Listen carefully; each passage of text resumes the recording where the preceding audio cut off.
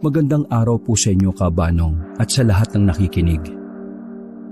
Itago niyo na lang po ako sa pangalang Riego. Nais kong ibahagi ang karanasan na kahit kailan ay hindi ko pwedeng kalimutan. 17 anyos pa lang ako noon nang matutunan ko ang tungkol sa mga aswang. Sa pamilya namin, obligado kang pag-aralan ang lahat ng mga bagay na may ugnayan sa aswang. Sa probinsya kasi namin sa Siquijor ay talamak at buhay na buhay ang angkan ng mga aswang. At noong panahon na yon, masasabi kong walang araw na hindi nalalagay ang buhay namin sa panganib. Marami sa mga kamag-anak ko ang madalas na nakakaengkwentro ng mga aswang. Mabuti na lang din talaga at karamihan sa kanila ay manunugis. Mula pa kasi sa kanununuan namin ay nasa dugo na talaga namin ang pumatay ng aswang. Yun ang kauna-unahang misyon na meron kami mula pa lang nang kami ay ipanganak. Ang mga aswang ang naging mortal na kaaway ng pamilya namin. Pinaniniwala ang pinagpapapatay ng mga aswang ang mga ninuno naming sundalo noong panahon ng mga Kastila. Dahil doon, nagtanim ng galit ang angkan namin. Kaya kahit ilang henerasyon na ang nakalipas, iisa pa rin ang gustong mangyari ng pamilya namin. Yun ay ang ubusin ang mga aswang sa Siquijor. Hindi naman kami mayaman, sakto lang. Pero maraming lupain si Lolo Jose sa probinsya namin. Kilala rin si Lolo Jose sa probinsya namin bilang batikan sa panunugis ng aswang. Kada buwan, may nauuwi si Lolo na bayawak o kaya naman ay baboy ramo. Sabi niya, aswang daw yon. Hindi lang talaga nakapagpalit ng anyo. Wala ka na bang nakalimutan? Kung ayos ka na pwede na tayong umalis. Sandali akong napaisip. Pupunta kasi kami sa pistahan sa kabilang baryo. Ako ang hilig niyang isama dahil sa lahat ng apo niya, ako lang naman ang may hilig sa panunugis ng aswang. Yung iba kasing pinsan ko, puro ibang bagay ang inaatupag. Wala na po. Ayos na po ang lahat, Lolo. Kayo po ba? Wala na po ba kayo nakalimutan? Sa tingin ko, wala naman. Yung mga gamit niyo po, itak, pangontra. Nandito na yung pangontra ko. Hindi na ako magdadala ng itak. Pistahan yon at baka sabihing manggugulo ako. Kung ganun po, tara na at baka gabihin pa tayo. Inakbayan ko na si Lolo Jose. Nagpaalam na rin kami sa mga tao sa bahay. Noong araw na yon, wala akong nararamdaman na kakaiba. Parang sobrang aliwalas lang ng paligid. Magaan ang pakiramdam ko.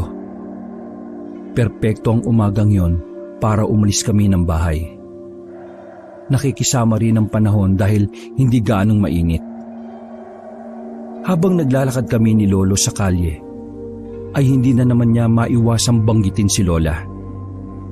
6 na taon na kasing wala noon ang lola ko. Pinalabas nila na namatay si Lola sa sakit. Pero ang totoong nangyari, nilason si Lola ng aswang pagkatapos nitong dumalo sa isang okasyon. Isa pa yun sa dahilan kung bakit kahit matanda na si Lolo, nagagawa pa rin niyang manugis ng mga aswang. Para kasi sa kanya, mabibigyan lang ng hustisya ang pagkamatay ni Lola kapag naubos na ang mga aswang sa probinsya namin. Kung buhay pa ang lola mo, nako, hindi tayo papayagan doon. Sasabihin na naman na baka mambabae lang ako. Kasi naman Lolo, ang pogi niyo kasi. Kahit sino naman siguro magiging tamang hinala. Lapitin kaya ng mga babae yung ganyang muka. Manang-mana ka talaga sa akin, ano po? Ang galing-galing mo mambola Ginulupan ni Lolo ang buhok ko. Ganito kami kalapit sa isa't isa. Sa katunayan, mas malapit ako sa kanya kaysa sa tatay ko. Si Papa kasi walang ibang inatupag kundi ang palakihin ang sarili niyang lupa. Alam mo, Lo, masaya akong ikaw ang naging lolo ko. Aba, bakit ganyan ka naman magsalita? Mamamatay ka na ba? Uy, grabe naman si Lolo.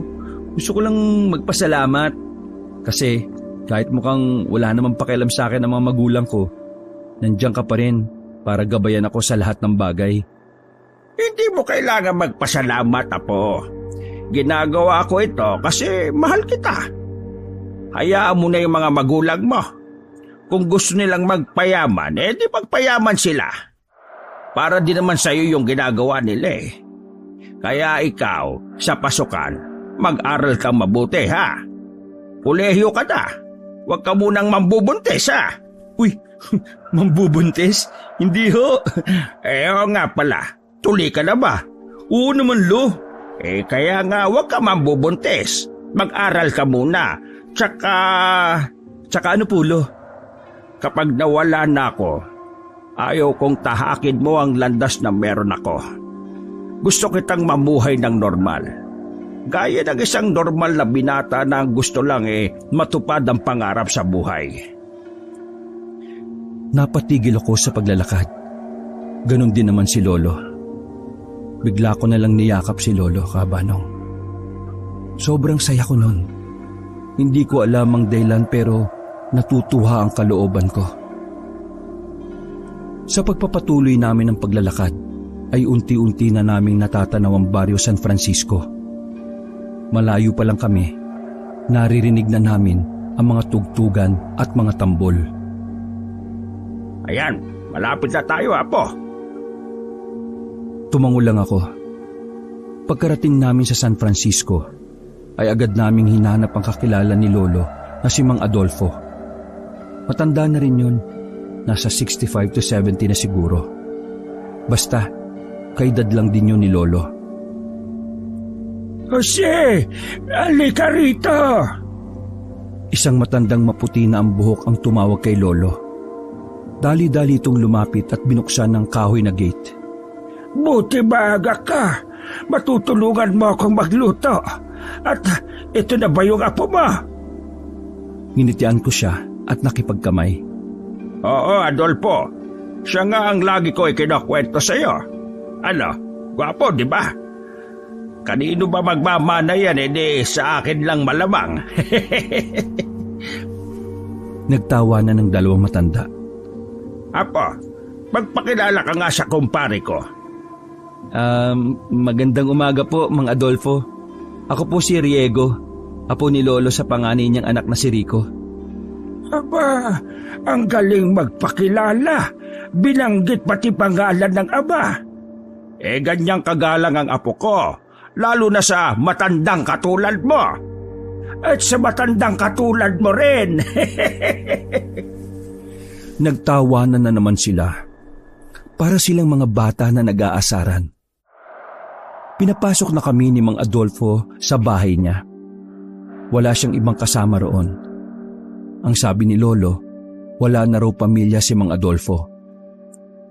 Iniwan na ito ng mga anak na makapagtapos sa kolehiyo. Habang yung asawa naman daw ay hindi na bumalik nang magpunta sa Maynila, ilang dekada na ang lumipas. Malaki ang bahay para sa nag-iisang si Mang Adolfo. Doon ko naintindihan na kaya pala gustong-gusto ni Lolo na pumunta doon ay dahil gusto niyang may makasamang magdiwang si Mang Adolfo. Pagdating ng hapon ay natapos na naming lahat ang mga handa. Isa-isa naming inilatag yon sa mahabang lamesa. Ang daming pagkain. Masyado ng marami yon para sa aming tatlo lang. Bantayan niyo muna itong pagkain ha.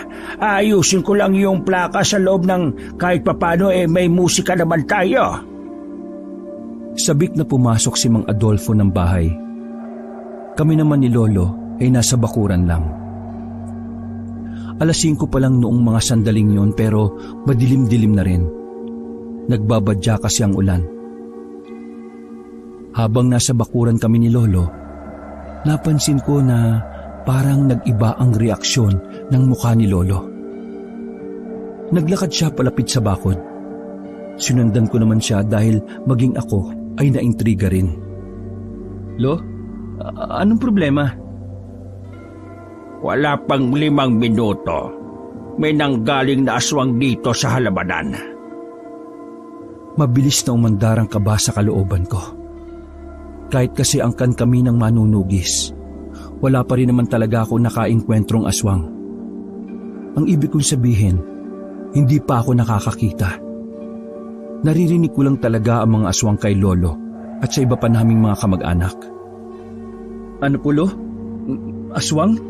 May aswang dito? Oo, Apo. Kaya maging alerto tayo. Paano yan, Lo? Wala kang dalang itak. May pangontra naman ako, Apo. Kaya huwag ka nang mag-alala. Huminga ako ng malalim para kahit napapaano ay mawala ang kaba ko. Mga ilang sandali lang ay nakabalik na si Mang Adolfo. Hindi na namin sinabi sa kanya ang tungkol sa aswang. Pagkatapos namin kumain, nagsayaw sina Lolo at Mang Adolfo kahit na sisira-sira ang plaka. Natuwa naman ako kasi kitang-kita ko talaga kung gaano sila kasaya. 8:00 na ng gabi nang makaramdam na ng pagod ang dalawa. Muli silang umupo at sinamahan ako sa lamesa. Hingal na hingal sila habang nagtatawanan. Magpahinga na po muna kayo. Ito kasing lolo mo ang hirap turuang sumayaw. Parehong kaliwa ang paa. Mga bata pa lamang tayo Alam mo na yan.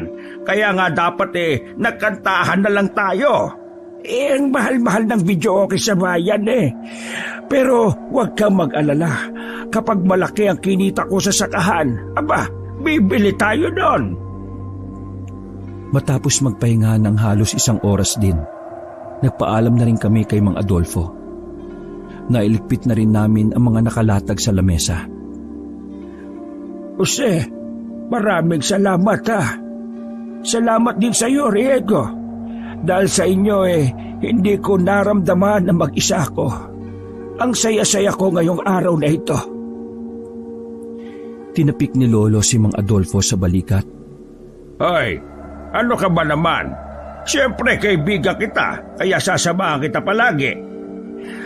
Ay, the best ka talaga. Paano?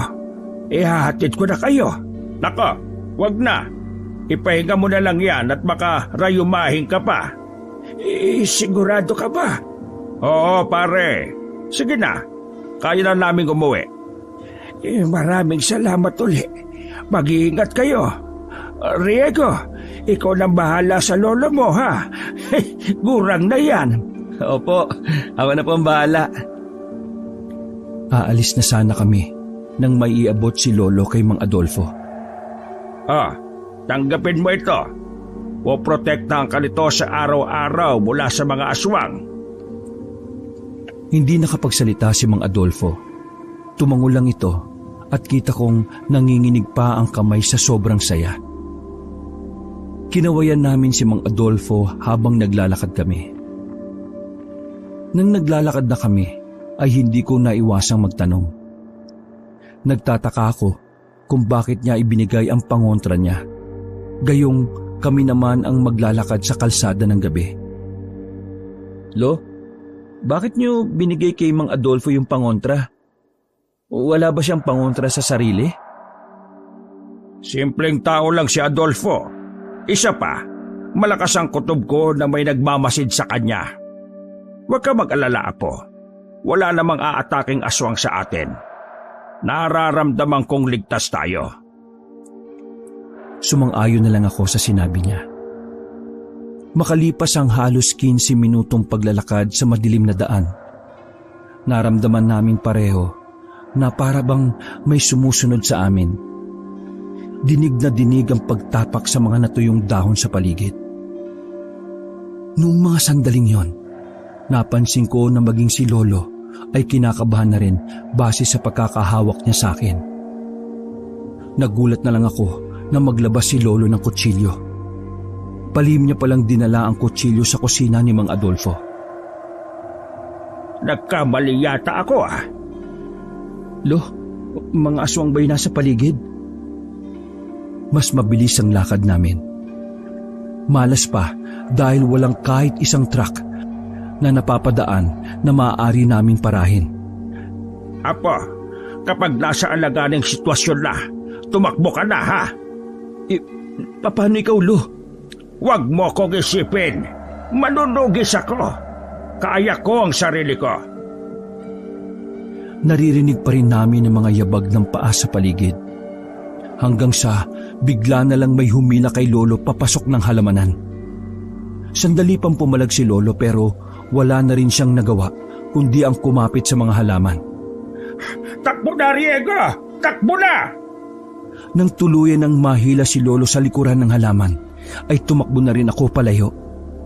Noong mga oras na yon, ramdam ko na talaga na hindi maganda ang mga magiging eksena pagkatapos nun. Kasama ko na sila Tito Randy at iba ko pang mga kamag-anak nang balikan namin si Lolo. Na-recover namin ang katawan ni Lolo na nasa gubat na. Maraming hiwa si Lolo sa dibdib at sa iba pang parte ng kanyang katawan. At ang mas nakakapagpatigil ng mundo ko ay wala ng buhay si Lolo. Para akong mababaliw ng mga sandaling yon, Kabanong. Hindi ko alam kung ano ang gagawin ko. Sobrang hirap itatak sa utak ko na wala na nga si Lolo. Yakap-yakap ko ang wala ng buhay na katawan ng lolo ko.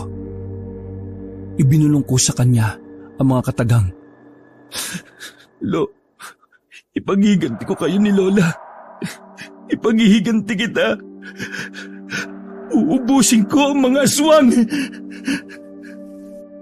Nauwi namin ang bangkay ni Lolo sa balwarte namin. Kahit magmamadaling araw na, nagising at nabulabog ang mga kalugar namin. Hindi sila makapaniwala na ang mahusay na manunugis ay nagawang patayin ng mga aswang. Habang nasa harapan kami ng bakuran ng bahay namin, ay dumating si Papa. Agad na nilapitan ni Papa si Lolo. Nanginginig ang kanyang mga kamay habang hinaplos ang mukha ni Lolo na puno ng dugo. Maya-maya pa, dahan-dahang dumako ang tingin ni Papa sa akin. Kasalanan mo to! Nagulat ang lahat na nandun. Ang mga kamag-anak ko, pati na rin ang ilang mga kabaryo. Kasalanan mo ito, Riego. Kung nag-isip ka lang sana, ay hindi ito mangyayari. Alam mong mainit si Papa sa mata ng mga aswang, pero hinayaan mo pa rin lumayo sa baryo natin. Lalong nadurog ang puso ko. Sobrang sakit na marinig yun mula kay Papa. Nahihirapan akong umiyak. Nahihirapan akong makahinga. Tol. Walang kasalanan ng anak mo. Ang nangyari ay biglaan. Walang may gusto nito. Nasalisihan si Papa. Yun ang nangyari. Isa ka pa, Randy. Wala ka ring silbi. Masyado kayong kampante na takot ang aswang kay Papa. Matanda na si Papa eh. Sana naisip mo rin na hindi na siya gaya ng dati. Di sana ikaw ang nagbantay kay Papa sa lahat ng oras. Puro ka kasi negosyo eh. Tapos ngayon sisisihin mo kami. Ang anak mo. Hindi na nakatiis ang isa ko pang tiyuhin na si Tito Ruperto. Sumabat na ito para pahupain ang tensyon. Wag na kayong magsisihan. Nangyari na ang nangyari. Walang magandang madudulot kung mas iisipin pa natin kung sinong may kasalanan. Ang isipin natin ngayon kung papaano natin magagantihan ang pumatay kay Papa. Uubusin natin sila. Sumang-ayon ang lahat ng taong nakikiosyoso. Habang ako naman ay nasa gilid lang. Tahimik, balisa at tulala sa bangkay ni Lolo Jose. Gaganti? Palalalain nyo lang ang sitwasyon hanggang sa maubos ang angkan natin. Bahala kayo sa buhay nyo. Basta ako, magpapayaman ako at aalis ako sa baryong ito. Rico naman, ikaw ang panganay sa ating magkakapatid. Kumilos ka naman na parang ikaw ang nakakatanda. Hindi na tama na parang kang nagmamaktol na bata dyan. Baliw ka ba? Namatay si Papa. Pinatay. Anong gusto mong maging reaksyon ko? Kumalma? Mag-reacts? sarado na ang utak mo. Umalis ka na bago pa kita isunod kay Papa. Ngumisi lang ang tatay ko at nagmamadali na ring umalis. Pag-alis niya ay napaupo na lang ako sa lupa. Saka ko lang nailabas ang iyak ko. Naramdaman ko na lang na nilapitan na ako ni Tito Randy. Parang tatay ko na rin si Tito Randy. Mas ramdam ko pa nga ang pagmamahal niya kaysa sa nanay at tatay ko. Pumasok na kaming lahat sa loob. Dinala na ni Tito Ruperto ang bangkay ni Lolo sa bayan para ayusan. Ako naman, mag-isa lang akong nakaupo sa sala. Hindi pa rin ako makapaniwala na ganun kabilis ang mga pangyayari. Tinabihan ako ni Tito Randy. Halatang halata kasi sa itsura ko ang labis na kalungkutan. Inakbayan ako ni Tito Randy at saka nagsalita. Wala kang kasalanan sa nangyari. Huwag mong isipin ang mga sinabi ng papa mo. Si Raulo yun eh. Pero tama si Papa eh. Kung naisip ko lang sana na delikado na lumayo kami, siguro buhay pa sana si Lolo. Siguro nandito pa rin siya. Alam mo, Riego, may mga punto sa buhay natin na hindi natin inaasahan. Kaya normal ang nararamdaman mo kasi hindi ka handa.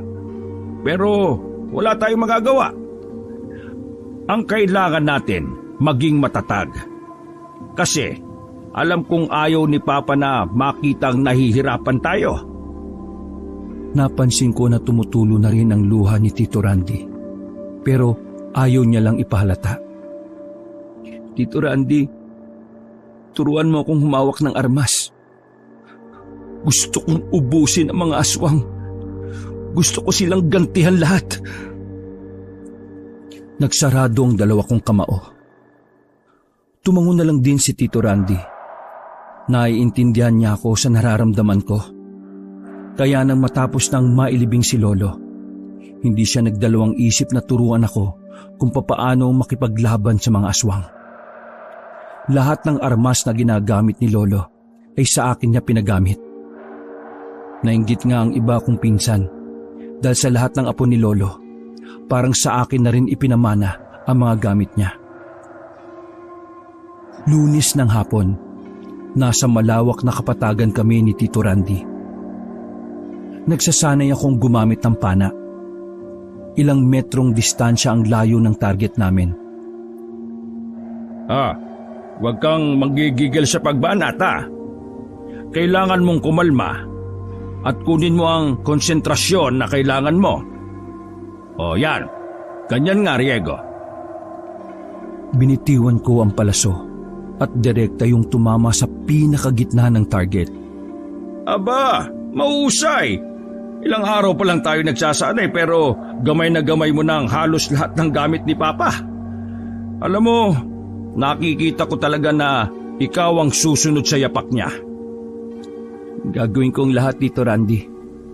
Pipilitin kong maging mahusay nang sa ganon. Mabigyan ko ng hustisya ang ginawa nila kay Lolo at Lola.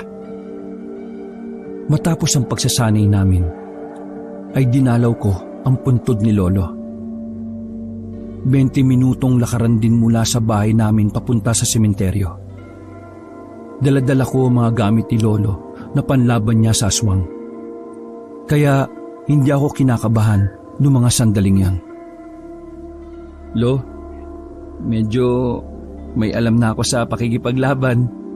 Tutugisin ko na sila, Lo. Gagawin ko ang lahat para mabigyan ng hustisya ang nangyari sa inyo.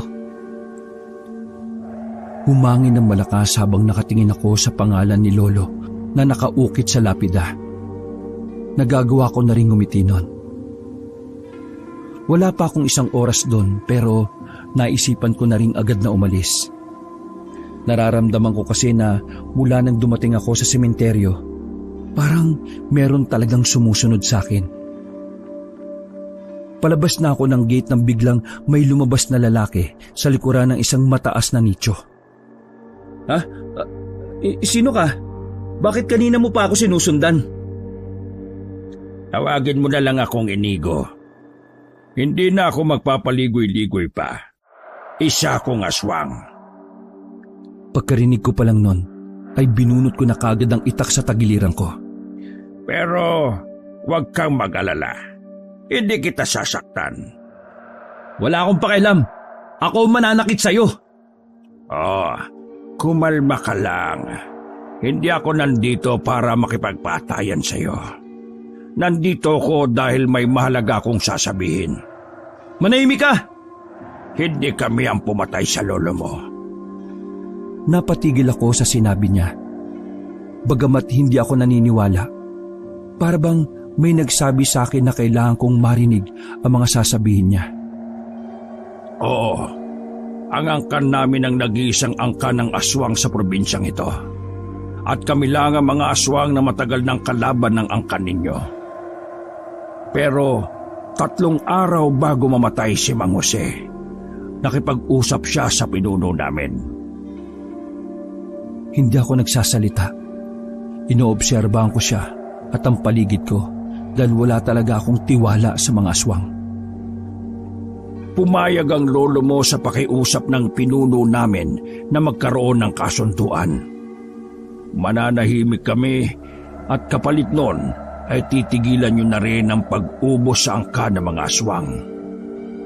Maniwala ka man o hindi, totoong nagnanais kami ng kapayapaan. Masyadong magaling ang lolo mo. Kung patuloy kaming lalaban sa mga manunugis, mauubos lang kami. Kaya naisip ng pinuno namin na magkaroon ng kasunduan. Sinasabi mo bang may iba pang aswang na pumatay sa lolo ko, ha? Hindi ko alam. Dahil lahat naman ng miyembro namin ay hindi lumabas noong gabing namatay ang lolo mo. Sinungaling! Bukod sa angkan nyo, wala nang iba pang angkan ng aswang dito sa Siquijor. Walang ibang maaring pumatay sa lolo ko, kundi mga aswang lang. At kayo yun! Inaasahan ko nang hindi mo paniniwalaan ang sinasabi ko. Pero wala na akong magagawa. Ang mahalaga ay nasabi ko na kung ano ang dapat kong sabihin. Hindi na ako sumagot. Mabilis akong tumakbo palapit sa kanya. Pero mabilis din siyang nakalundag sa taas ng nicho. Matalinong tao ang lolo mo.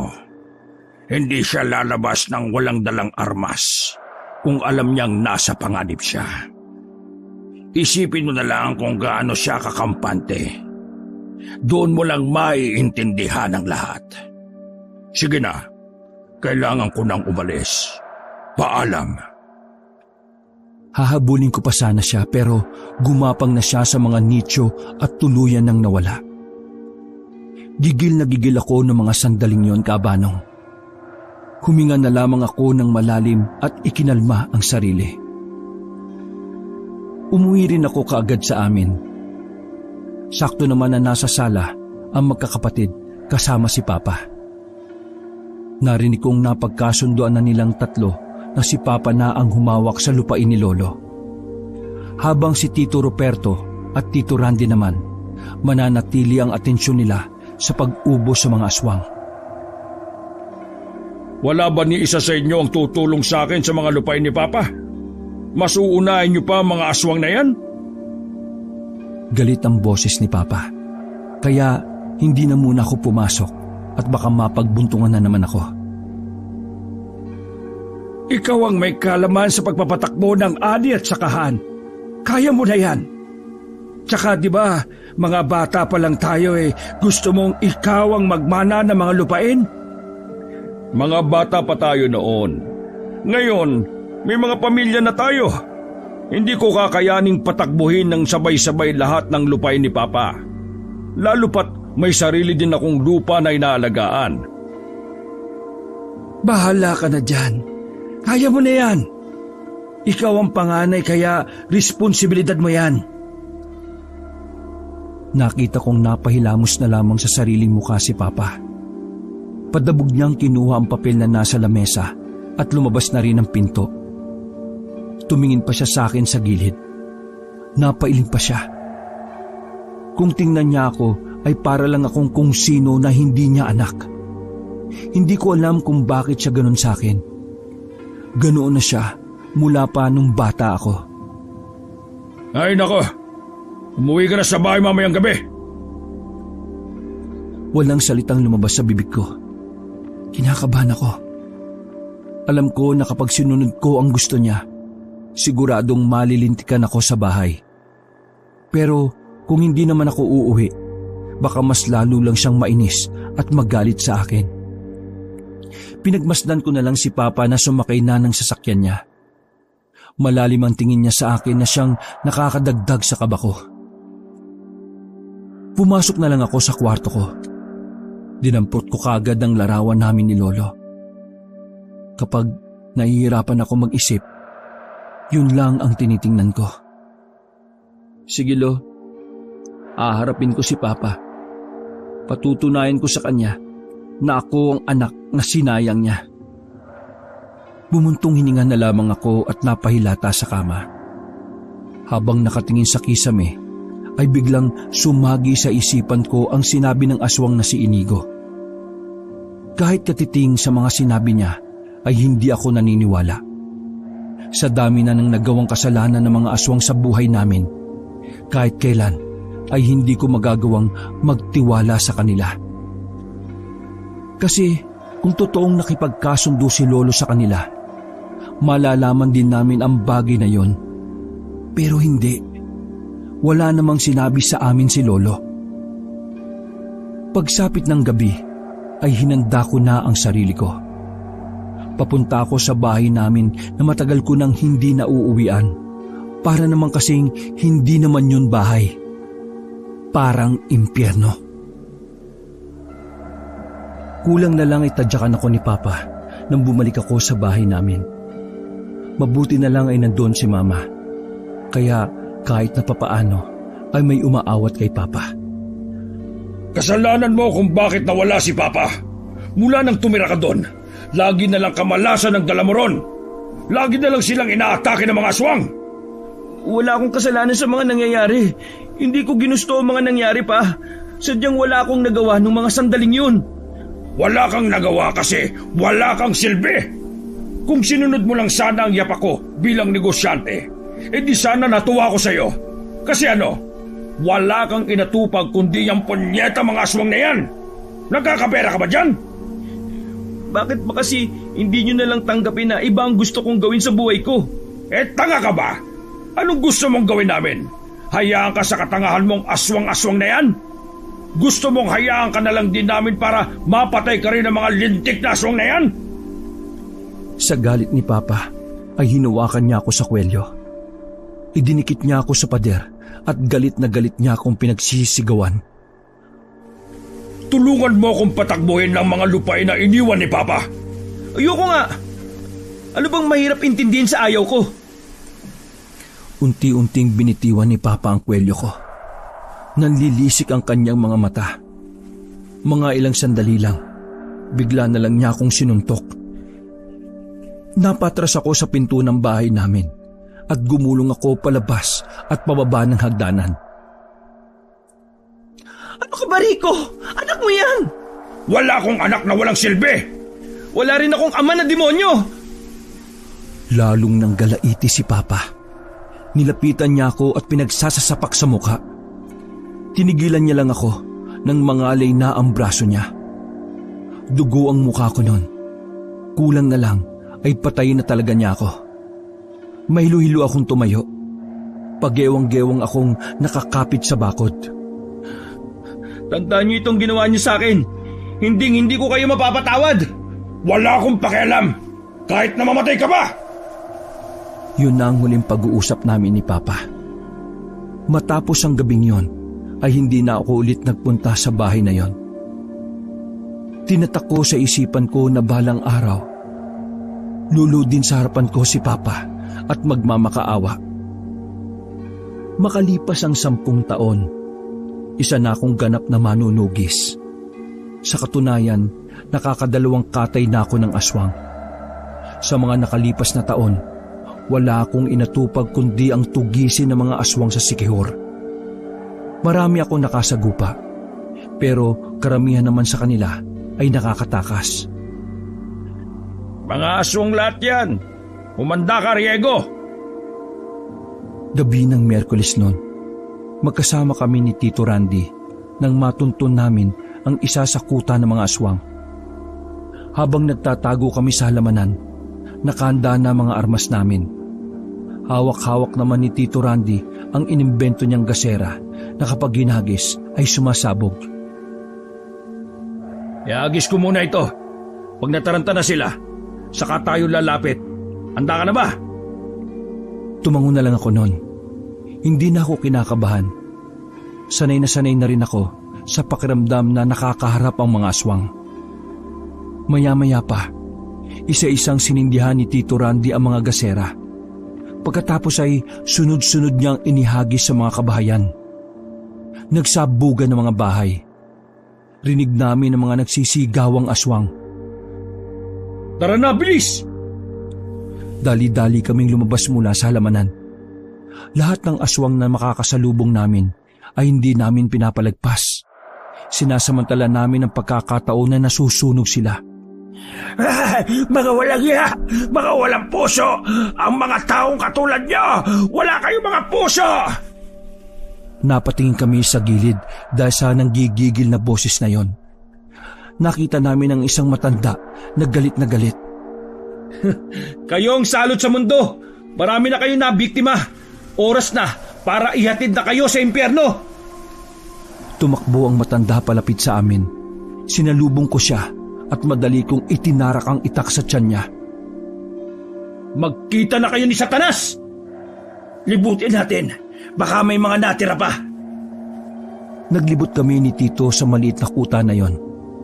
Karamihan sa mga nakita namin ay mga nakahandusay na at nasusunog ang katawan. Pero pagdating namin sa dulo, isang magandang babae ang naabutan namin. Nagkatinginan kami ni Tito Randy. Nag-ilingan kami. Ibig sabihin lang nun, isasama namin ang babae sa mga papatahin namin. Pakiusap, huwag niyo akong idamay. Bagong aswang lang ako. Biktima lang din ako. Niyanggaw nila ako. Pakiusap, huwag niyo akong patayin.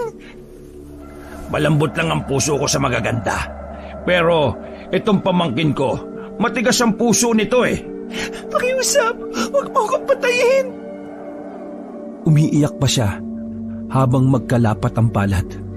Pero wala akong pakialam. Bumunot ako ng isang palaso at ibinala ko sa pana. Tinuto ko yun sa noo ng babae. Kaya naman kitang-kita ang pagiging taranta ng babae. Nakikiusap ako, may pamilya po akong iuwian. May pamilya po akong uuwian. Biktima lang din ako. Nanlaki ang mata ng babae nang bitiwang ko ang palaso. Pero hindi ko yung pinatama sa kanya. Hindi ako naaawa sa'yo. Kailangan ka namin buhayin dahil marami kaming itatanong sa'yo. Nilapitan namin ang babae at saka nilagyan ng tali. Iginapos namin siya sa puno ng nyog. Nang masiguro naming wala ng buhay ang ibang aswang, sinimulan na namin ni Tito Randy ang pagtatanong. May kasintahan ka ba?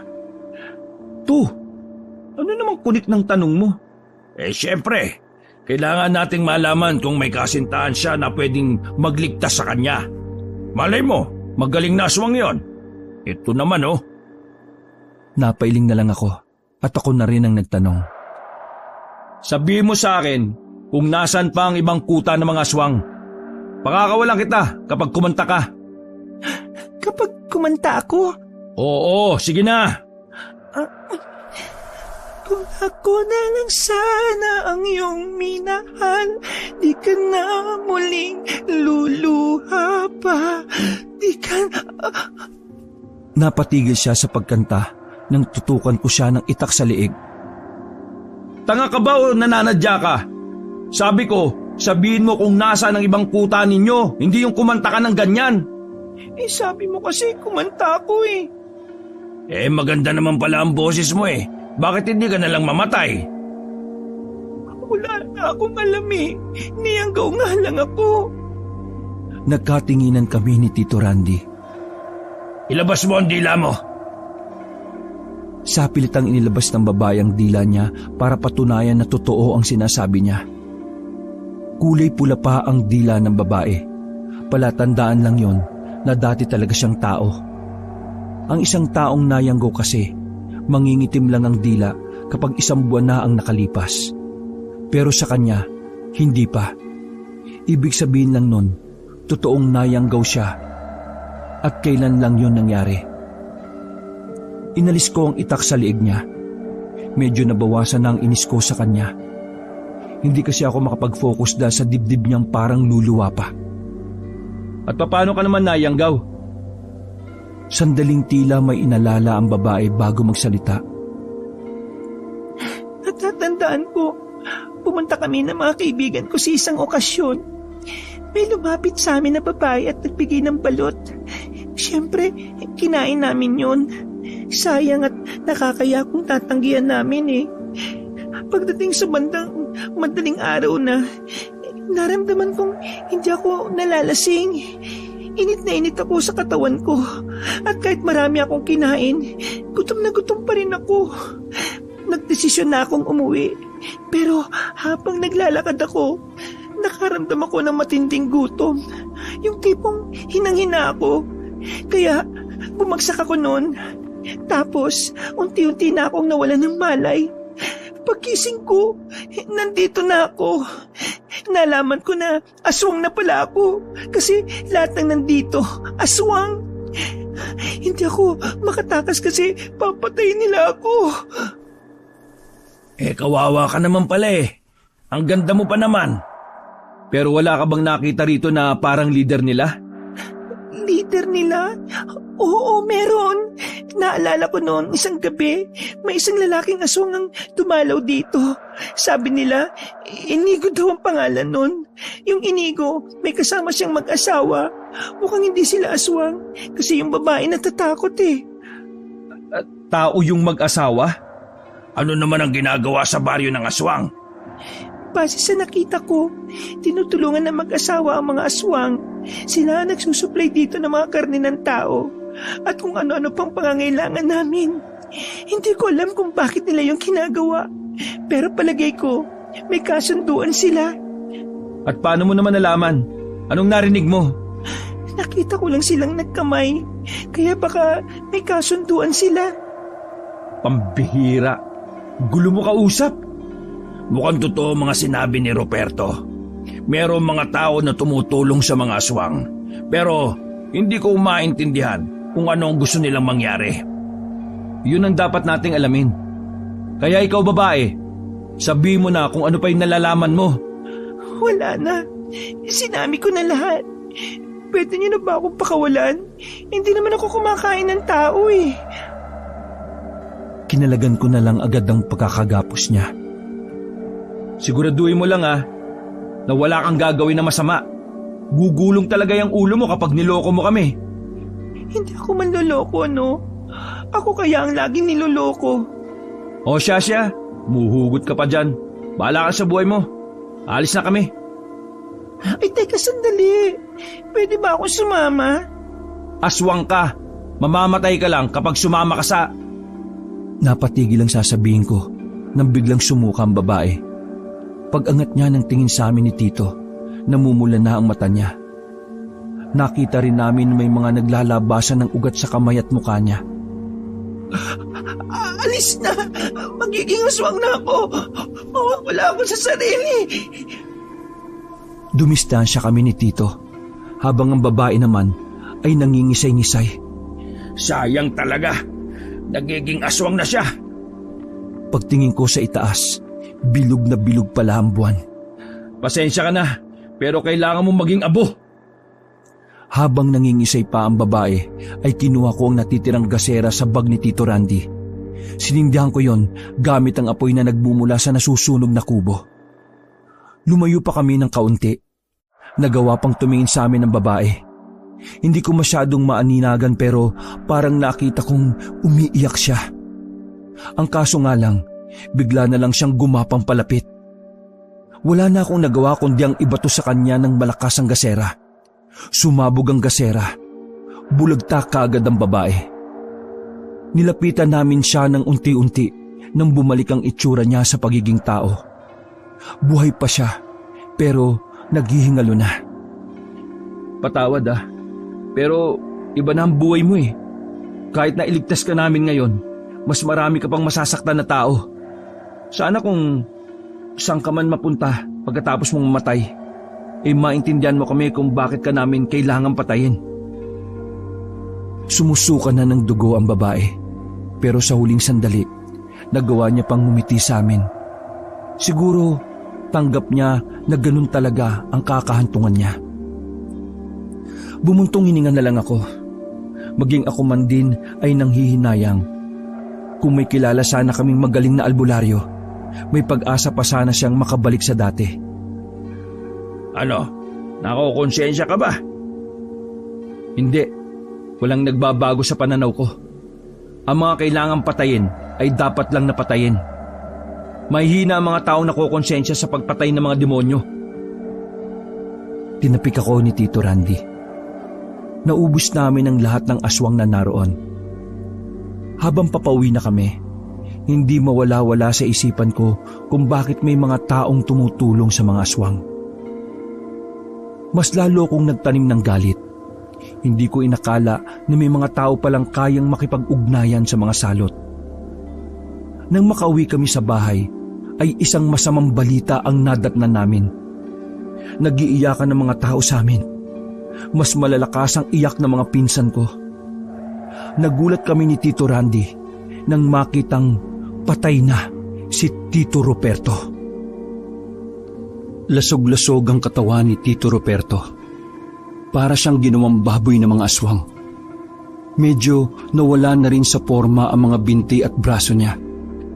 Sa sobrang dami kasi ng malalalim na kalmot.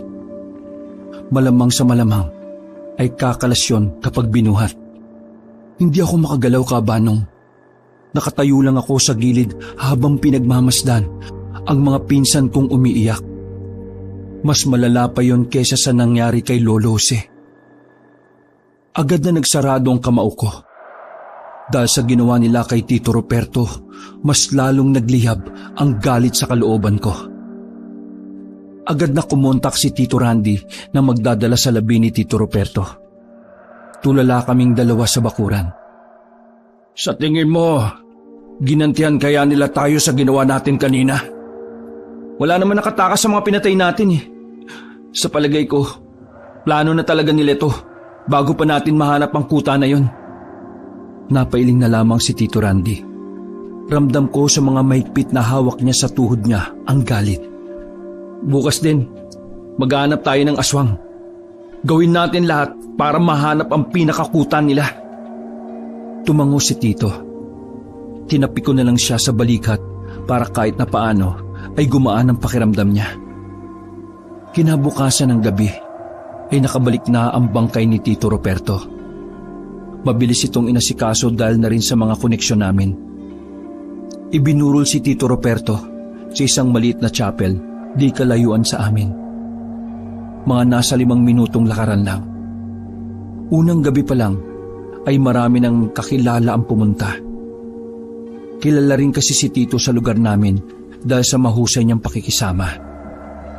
Habang abala ang lahat, nagpaalam kami sa kanila. Handang-handa na kami ni Tito Randy na hanapin ang mga aswang. Kampante naman kaming ligtas sa mga maiiwan sa balwarte namin. Marami kasing mga pangontrang nakatago sa bawat sulok ng bakuran. Bukod sa aming dalawa, kasama rin namin ang iba pang tropa ni Tito Randy. Mga tapat silang kakilala ni Lolo noong nabubuhay pa siya.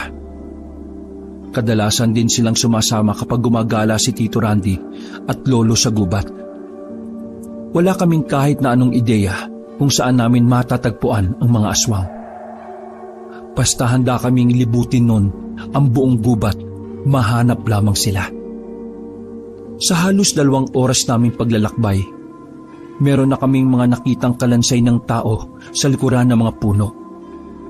Napalapit kami doon dahil sangdamukal na kalansay ang naroroon. Tinutukan namin ng flashlight ang mga kalansay. Maliliit lang yon, Malakas ang kutob namin na yon ay mga bata. Mukhang may makakasagupa tayo. Maging alerto tayo. Yung mga kalansay na yan ang nagpapatunay na nasa bundok na tayo na may mga aswang. Nagpatuloy kami sa paglalakad. Maigpit na ang hawak namin sa hawak naming itak. Hanggang sa... Sandali! Pinahinto ko silang lahat nang may marinig kaming 2 tao na nag-uusap. Malalakas ang tinig nila at nagtatawanan pa. Dahan-dahan kaming umupo at pinatay ang flashlight. Hihintay naming makalapit ang 2 yon. Madilim, kaya hindi namin matukoy kung mga aswang ba sila o hindi. Sinenyasan ko na yung may hawak ng pana. Ewan ko ba ron? Kahit na anong gawin ko, wala pa rin sa kanya. Nangangaso na nga ako pero galit pa rin sa akin eh. Ganyan talaga.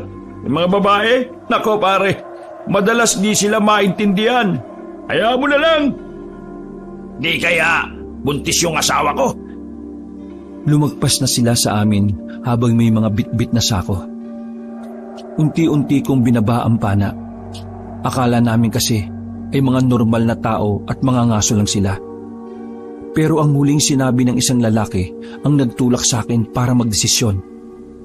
Nako, matutuwa na naman si Pinonong Inigo. Madadagdagan na naman ng mga asawa.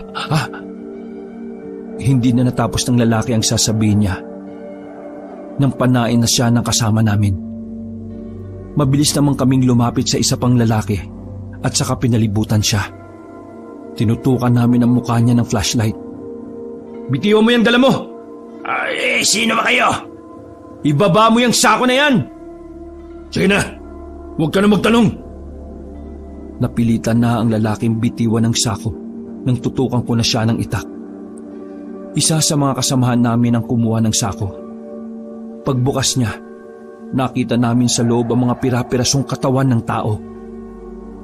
Magtatangka pa sanang tumakbo ang lalaki nang hampasin na siya ni Tito Randy sa likod. Sinamantala namin ang pagkakataon para maigapo siya sa puno. Mga manunugis kayo ano? Kaano-ano niyo yung pinatay namin kagabi? To, kumpirmado. May koneksyon nga ito kay Inigo. Magsasalita pa sana ang lalaki nang sipain siya sa mukha ni Tito Randy. Dahil doon ay nakaramdam ng pagkahilo ang lalaki at natigilan sa kakulitan. May mga itatanong lang kami sa iyo. Kapag hindi ka sumagot, papayakin kita sa sakit. Ngayon, nasaan ang kuta ng mga aswang? Kahit may luhilo, ay nagagawa pa rin ngumiti ng lalaki. Naisip ko na nga na ihampas sa mukha niya ang flashlight dahil sa inis. Pero nagpigil lang ako. Kahit na anong gawin niya sa akin, wala akong sasabihin. Dumukot si Tito Randy ng kutsilyo. Nakatamtaman lang ang laki. Ganun ba? Biglang itinarak ni Tito Randy ang kutsilyo sa kanyang hita. Inikot-ikot pa niya ang kutsilyo para mas manuot ang sakit. Yung huling aswang na ginanito namin, namatay. Kung ayaw mong matulad sa kanya, magsalita ka na. Anong akala niyo sa akin? Bobo, kahit magsalita ako, alam kong papatayin niyo pa rin ako. Muling tinarak ni Tito Randy ang kutsilyo, pero sa kabilang hita naman.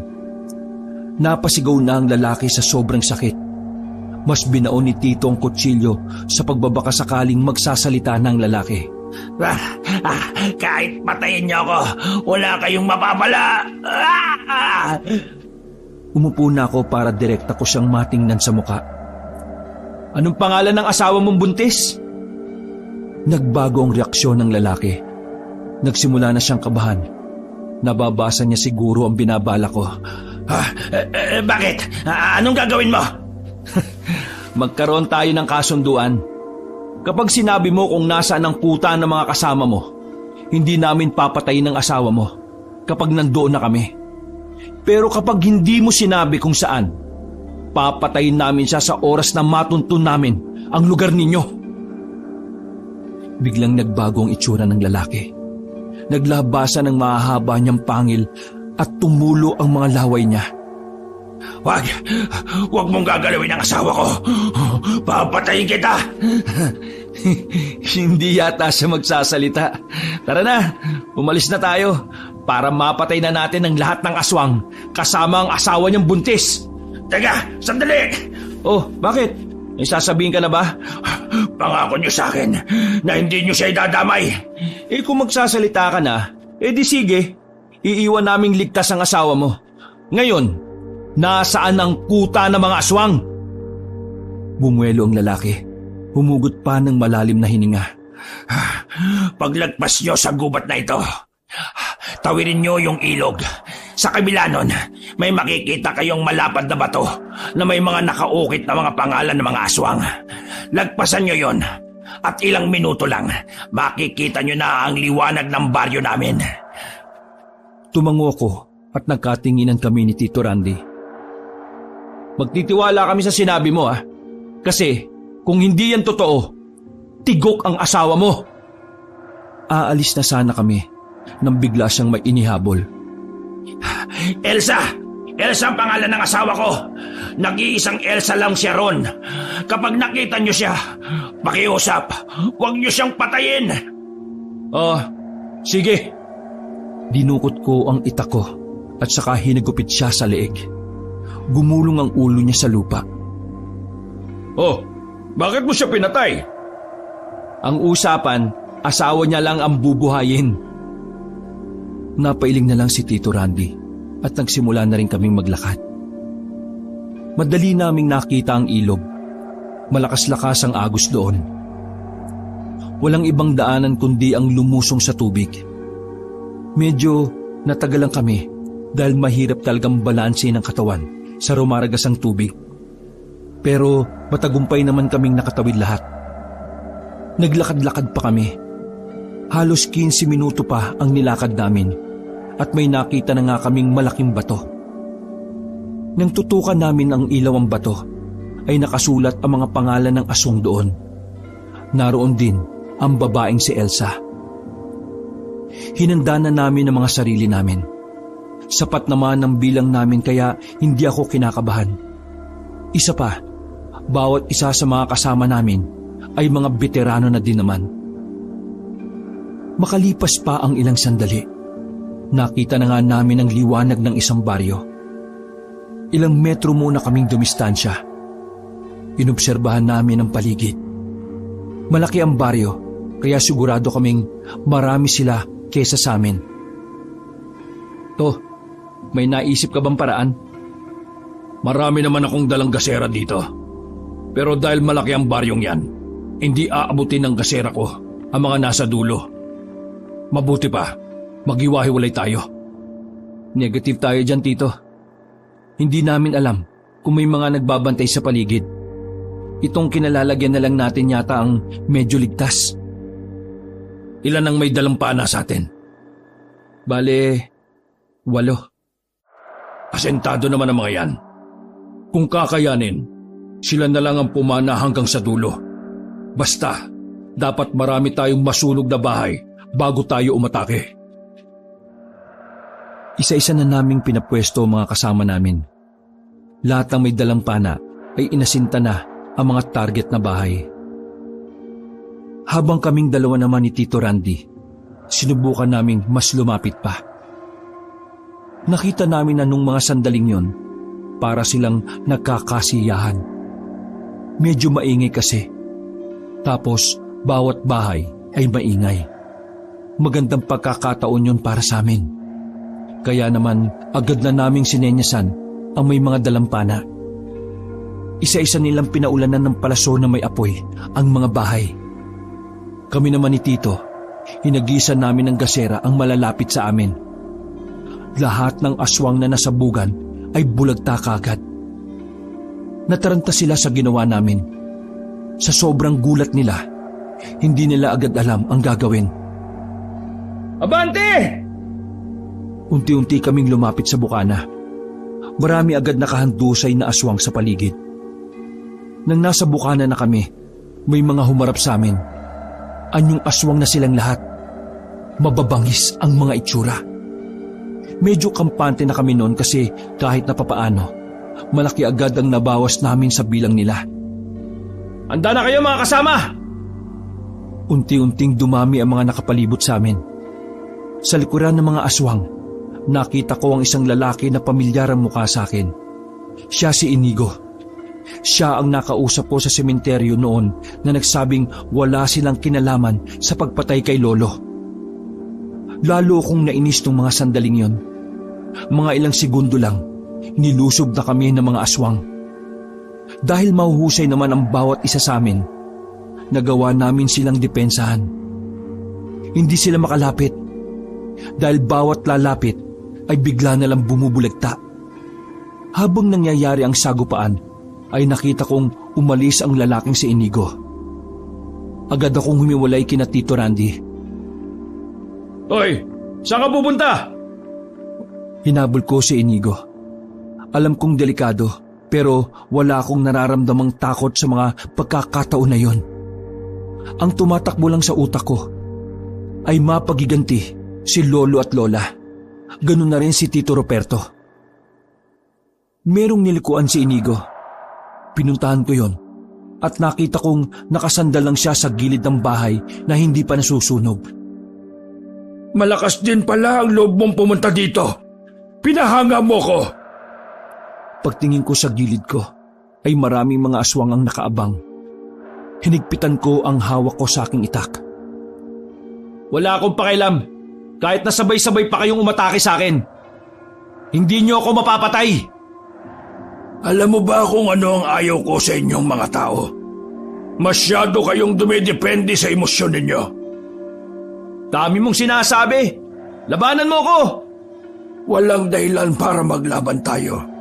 Sinabi ko na sa iyo noon na wala akong ginagawang masama sa inyo.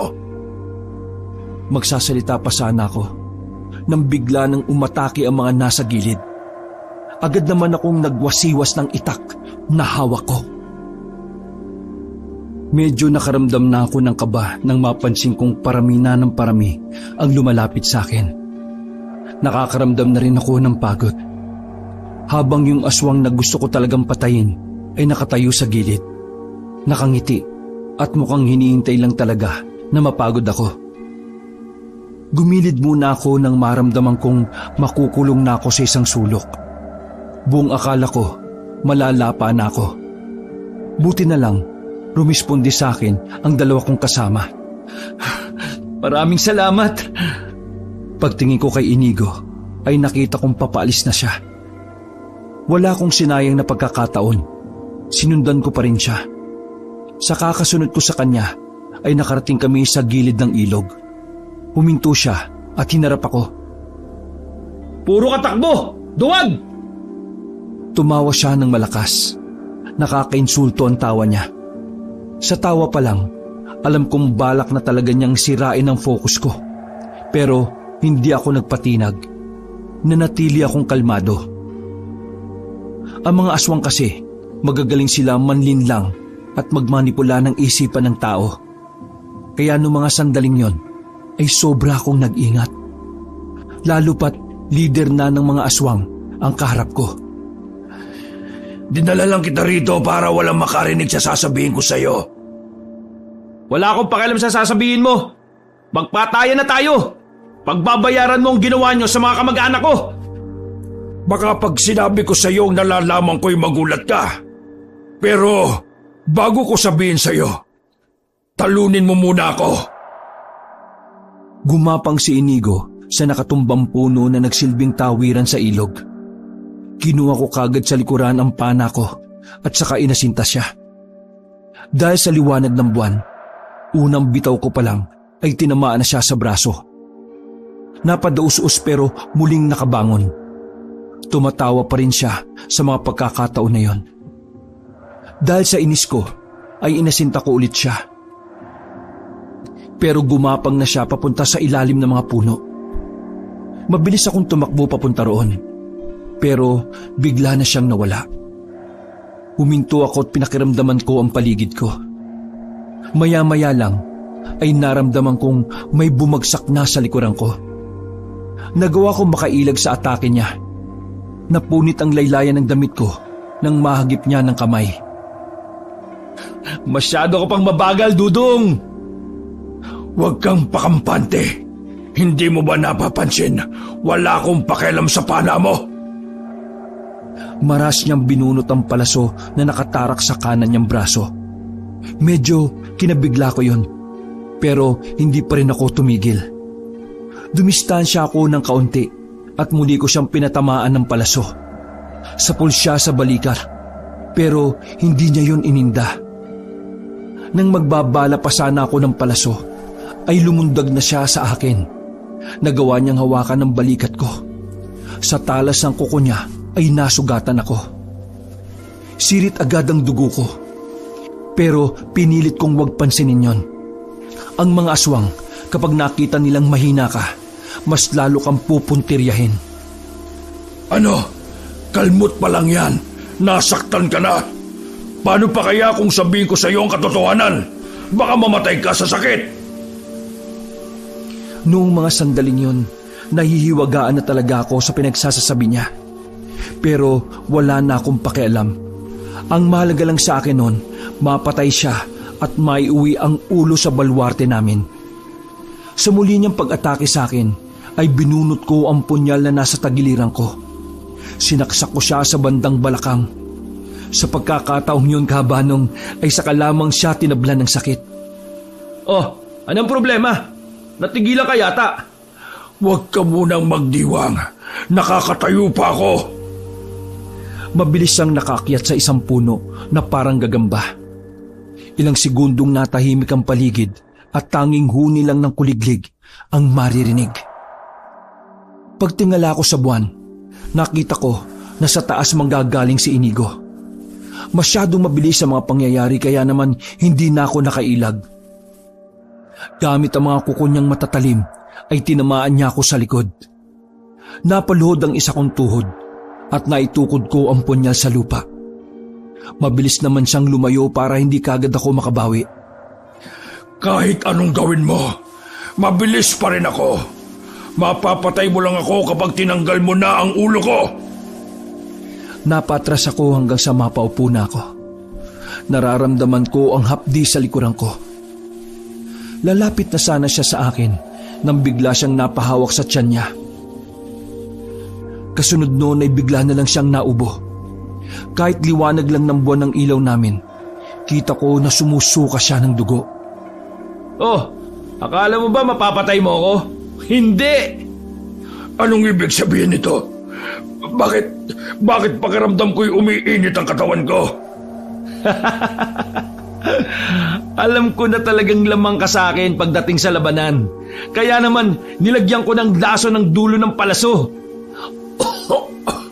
Lason? Oo, mamamatay ka na. Sinubukan niya pang lumapit sa akin, pero nasubsob lang siya sa harapan ko. Ako naman ay pag-ewang-gewang na lumakad palapit sa kanya.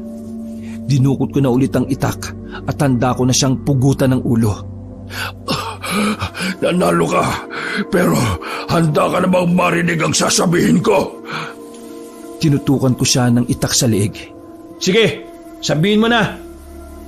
Tumawa na naman si Inigo.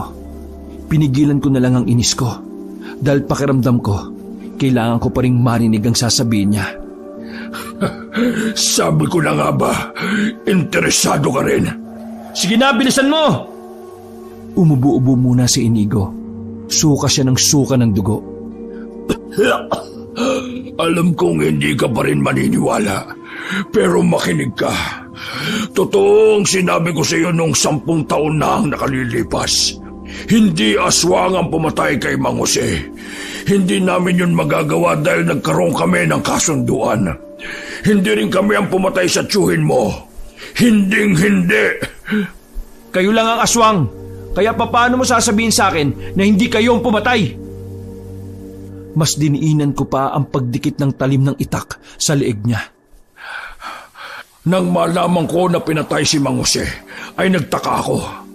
Alam ko na wala ni isa sa amin ang gumawa sa kanya noon. Kaya naisipan kong imbestigahan ang nangyari.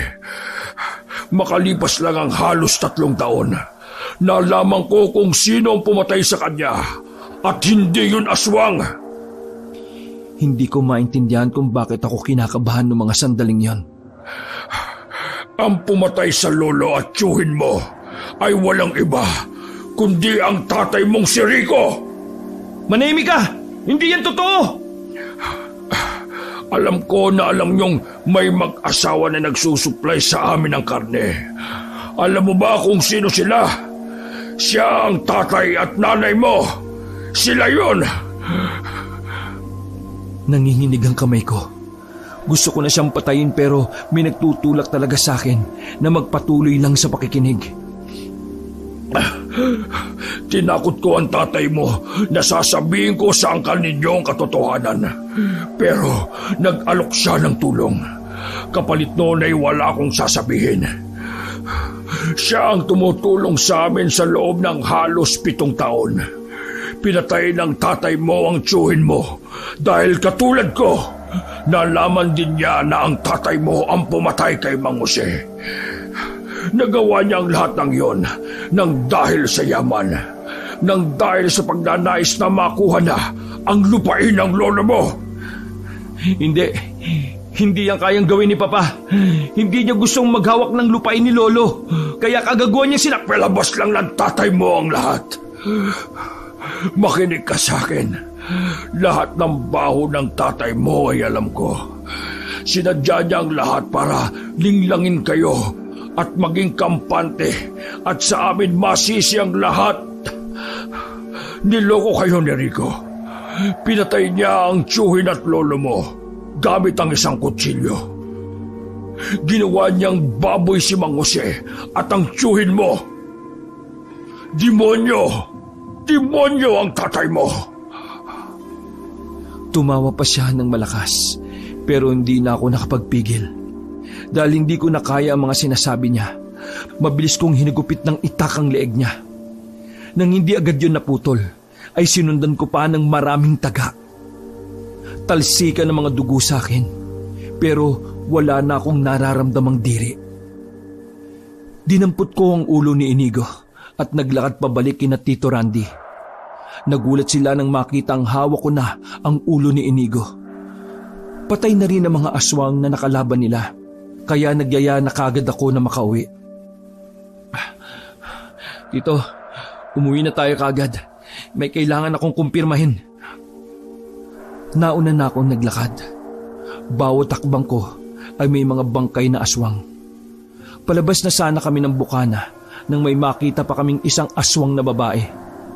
Takot na takot ang babae lalo na nang makita niya ang daladala ko.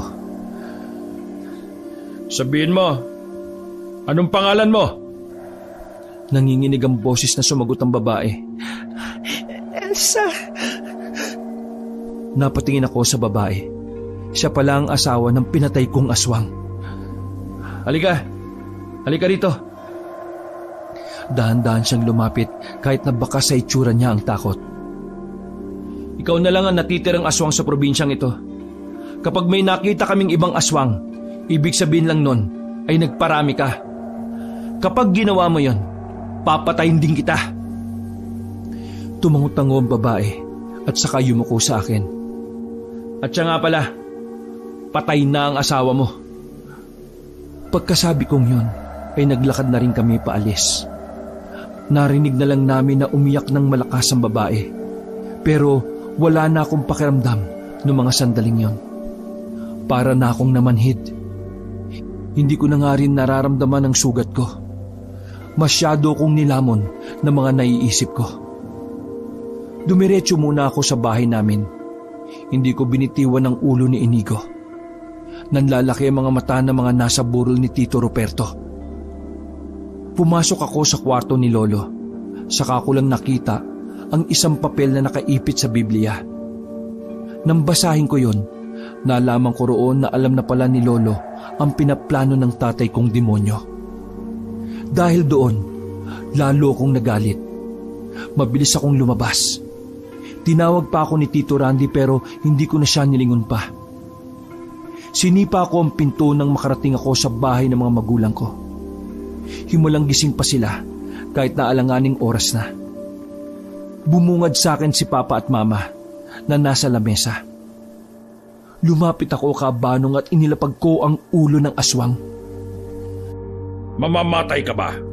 Bakit ka nagdala ng ganyan? Diyos ko, Panginoon, patawarin!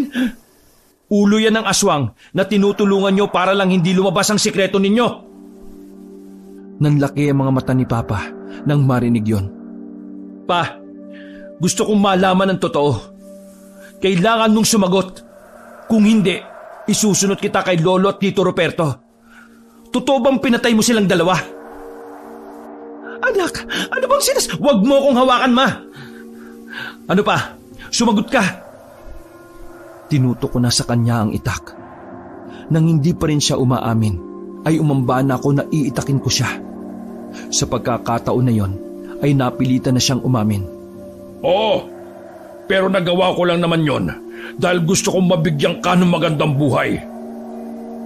Salitang oo na lang ang narinig ko sa mga sinabi niya. Parang nablangko na ang utak ko. Hindi ko na alam ang mga nangyari. Basta nang gumising ako, ay nasa ospital na ako sa bayan. Ginagamot ang mga sugat ko. Kinabukasan ay nakalabas na rin ako kaagad.